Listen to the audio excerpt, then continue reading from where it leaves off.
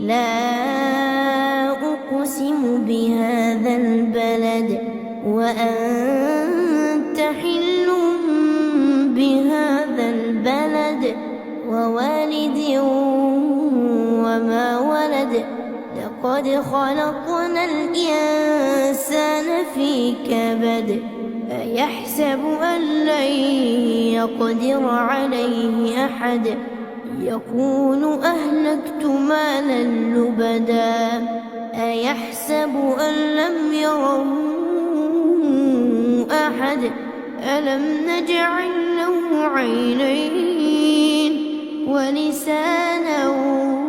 وشفتين وهديناه النجدين فلاقتحم العقبة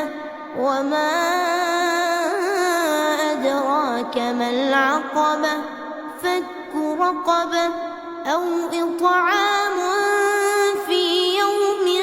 ذي مسغبة يتيما ذا مقربة أو مسكينا ذا متربة